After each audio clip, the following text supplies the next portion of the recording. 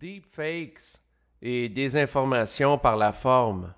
Nous sommes rendus à une époque où la technologie numérique, en s'appuyant sur des algorithmes et notamment l'intelligence artificielle, permet à présent de créer des imitations à l'image et à la voix d'individus qui sont extrêmement réalistes, soit des deepfakes, donc de l'hyper-contrefaçon, pour employer le terme francophone si rapportant, mais le terme deepfake est largement plus utilisé. Donc, dans le cadre de l'enregistrement présent, je vais utiliser le terme deepfakes là, pour décrire la chose. Par rapport aux deepfakes, c'est que aujourd'hui, la technologie permet de faire ça, et ce n'est pas de la science-fiction. Je vais vous donner des références d'articles là, en bas de l'enregistrement vidéo présent là, que vous écoutez naturellement. Donc, il est possible de faire des fausses vidéos avec la voix qui est échantillonnée. En fait, l'ordinateur va échantillonner la voix à partir de ce que dit la personne dans le passé pour lui faire dire des choses. Même chose par rapport à des vidéos d'elle. Donc, c'est sûr que ça devient particulier parce qu'on est capable maintenant de reproduire des vidéos convaincantes. Il y en a notamment une que j'ai vue de Barack Obama, ancien président des États-Unis, dans un documentaire avec son intonation de voix, puis aussi son visage en train de parler.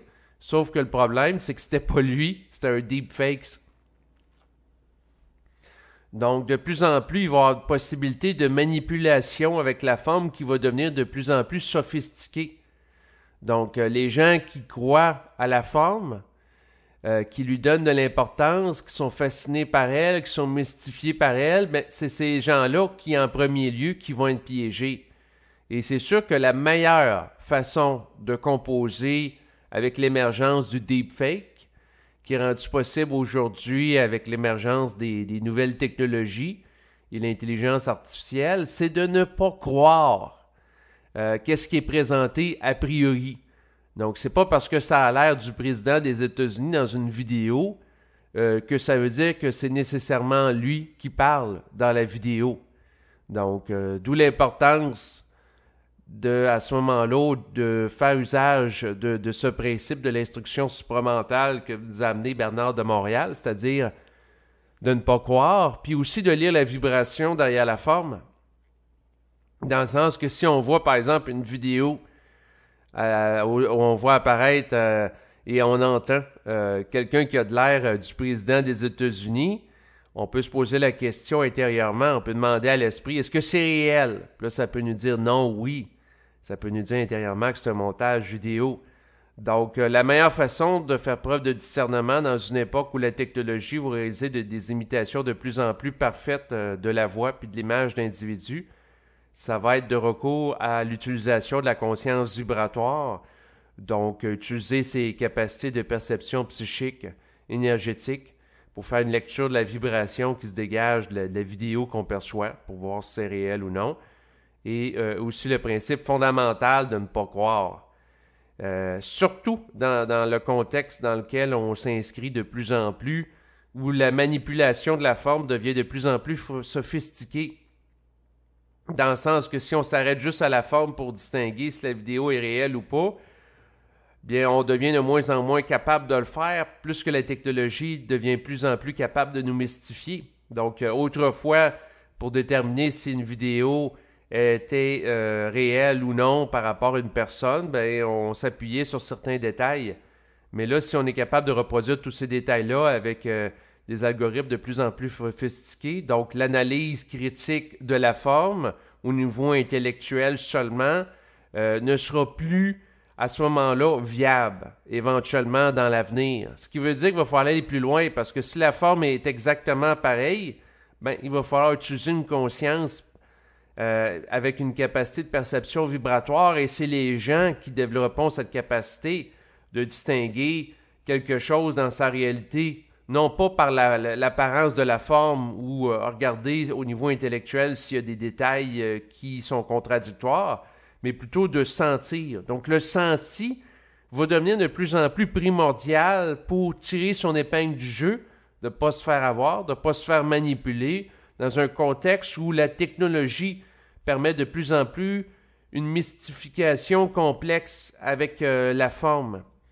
Donc, voilà le point où j'en viens. Ce qui veut dire qu'on en vient à un point où l'analyse critique, à partir strictement de l'intellect, puis de repérer par exemple des anomalies visuelles dans une vidéo, ne sera plus suffisant pour savoir si la vidéo est réelle ou non. Donc, autrement dit, les capacités intellectuelles vont, avec le temps et la sophistication de la technologie, devenir de plus en plus désuètes ou limitées pour être capable de faire preuve d'un discernement adéquat. Puis la seule façon d'y arriver, ben, ça va être d'utiliser la multidimensionnalité de notre être, c'est-à-dire utiliser, entre autres, notre capacité à percevoir la vibration derrière la forme. Et c'est ça qui va être le fondement des humains nouveaux pour ne pas se faire avoir par rapport à la forme. Donc, il va falloir dépasser la capacité d'utiliser l'intellect pour ne pas se faire manipuler ou se faire avoir. Donc, il va falloir utiliser une conscience vibratoire et ça va être une nécessité évolutive sur le plan du développement individuel, mais aussi pour composer dans un environnement où la forme va être capable de plus en plus être trafiquée par les nouvelles technologies. Si on pense entre autres à des enregistrements audio ou vidéo qui vont être produits pour Internet. Et ça va être un enjeu vital parce que c'est sûr, par exemple, dans un contexte, par exemple, où il y a des élections, il y a des campagnes électorales, ben, il est possible que des adversaires de politiciens reconnus publiquement cherchent à ternir son image en produisant des vidéos par rapport à lui, en lui faisant dire des choses qu'il n'a pas dit en réalité. Donc, c'est sûr que quelqu'un pourrait faire un deepfake, par exemple, où on voit Justin Trudeau dire des choses totalement ridicules qu'il n'a pas dit pour le tourner par la suite en dérision et lui faire dire sinon des choses à caractère, que ce soit raciste ou sexiste, pour le mal faire paraître par la suite, puis que les gens ne votent pas pour lui. Puis comme les gens regardent la vidéo rapidement, puis s'il y en a qui font pas preuve d'esprit critique, ben, c'est sûr que ça va le faire mal paraître. Même chose par rapport à d'autres politiciens, là. En fait, peu importe le politique, que ce soit Donald Trump, que ce soit des politiciens aussi de d'autres pays, ben, ça va être une arme, l'utilisation du deepfake par des adversaires de certains politiciens pour essayer de les faire mal paraître puis de les accuser d'avoir dit des choses qu'ils n'ont pas dit dans des vidéos qui peuvent nous apparaître très réalistes. Donc, ça peut servir à ça, entre autres. Il y aura d'autres usages aussi là, en lien avec ça, malveillants, là, qui peut se faire. Mais c'est sûr que dans une époque où les gens peuvent être troublés par rapport à ça, ou mystifiés par la forme de plus en plus, ben ça va être de toucher à la conscience vibratoire. Donc, essentiellement, pour faire face à ça. Puis là, la technologie se développe de plus en plus rapidement. Puis ça me surprend aussi où est-ce qu'on en est rendu. D'ailleurs, j'ai tombé récemment en faisant de la recherche sur Internet par rapport aux deepfakes sur un article qui nous dit qu'à partir d'une seule image d'une personne, on peut produire une fausse vidéo réaliste d'elle, par exemple, en train de parler.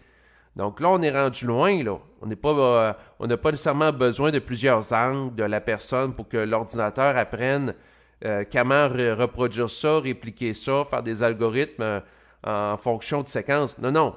Une seule image de la personne, à présent, est possible. On n'en a pas besoin de 30, on n'en a pas besoin de 200. Donc, déjà là, en 2019, où ça fait à peine quelques années que cette technologie-là se développe, on est rendu à un point quand même assez loin là, dans son développement. Donc, c'est sûr qu'en lien avec ça, j'ai tombé sur un article de Radio-Canada. Donc, vous allez avoir le lien là, qui s'y rapporte. Je vais en faire la lecture dans les grandes lignes dans les prochaines minutes. Ça va vous donner une mesure où on en est rendu là, à ce sujet-là. Donc, des chercheurs de Samsung ont conçu un algorithme capable de générer des vidéos d'une personne à partir d'une seule photo. Une avancée qui suscite des craintes de détournement à des fins malveillantes. Les systèmes de ce genre requièrent habituellement de grandes quantités de données pour produire des résultats réalistes. Idéalement, le système doit avoir accès à des images montrant plusieurs angles du visage de la personne à imiter pour être capable de générer des mouvements convaincants. La particularité du système conçu par Samsung est qu'il a comparativement besoin de très peu de données pour fonctionner convenablement.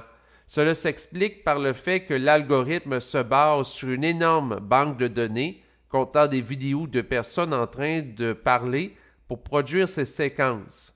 Les vidéos contenues dans la banque de données ont été classées dans différentes catégories selon leur façon de bouger. Lorsqu'il génère une séquence, l'algorithme analyse les mouvements de l'imitateur et le compare à ces catégories de mouvements pour trouver celle à laquelle il correspond. Il compare également le visage de la personne à imiter à celle présente dans sa banque de données pour essayer de trouver une ressemblance lui permettant de produire une séquence plus réaliste. Donc voilà ce qui termine ma lecture de ce petit article très intéressant. Puis en lien avec ce dernier, bien il y avait une vidéo où on voyait entre autres une image de la célèbre peinture de la Joconde avec son sourire énigmatique. Et dans la vidéo, donc ils ont pris cette image-là, donc de cette peinture, et ils la font parler. C'est très réaliste.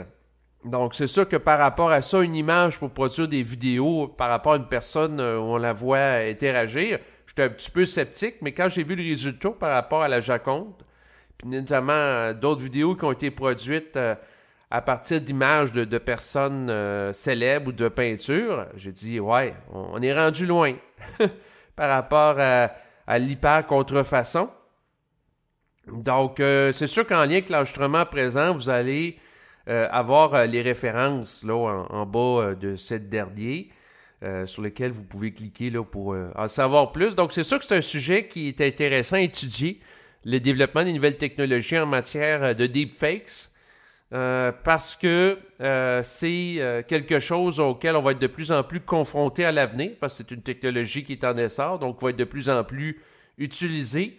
Et c'est sûr que le meilleur moyen pour se faire face aux dérives potentielles de cette technologie, c'est dès maintenant d'utiliser son esprit critique et aller au-delà de la simple observation critique par rapport à la forme pour toucher une conscience vibratoire. Puis c'est vraiment ça qui, de mon point de vue, va faire la différence à long terme pour être capable de discerner qu'est-ce qui est réel de qu'est-ce qui ne l'est pas.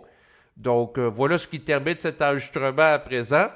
Je vous remercie de votre écoute.